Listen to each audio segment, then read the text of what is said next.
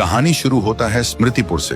बाहर से देखो तो बस एक आम गांव, कच्ची गलियां, बिना दरवाजा और खिड़कियों के घर और साधारण लोग। लेकिन स्मृतिपुर की पहचान ना खेतों से थी ना मंदिर से। गांव के चौक के बीच जंगली पत्तियों से लिपटी एक पुरानी कुर्सी रखी थी। कहते हैं जो भी इस कुर्सी पर बैठता वो अपना पूरा बीता हुआ वक्त देख लेता था, खुशियां भी, गम भी और वो पल भी जो कभी लौट कर नहीं आते। लेकिन इसके बदले कुर्सी अपना कर्ज वसूल करती थी। बैठने वाला या तो पागल हो जाता या फिर मौत उसे जल्दी अपने पास बुला लेती।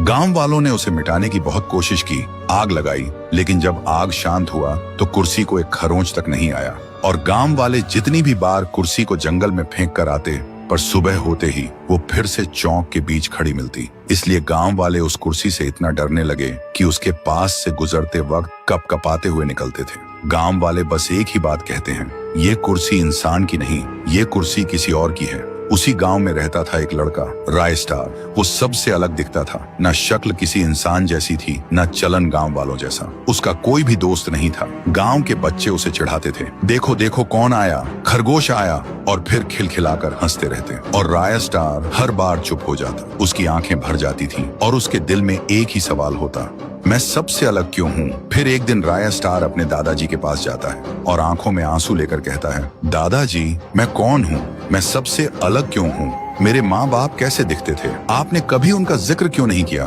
दादाजी क्या मैं इंसान नहीं हूँ, कहीं मैं एक एलियन तो नहीं।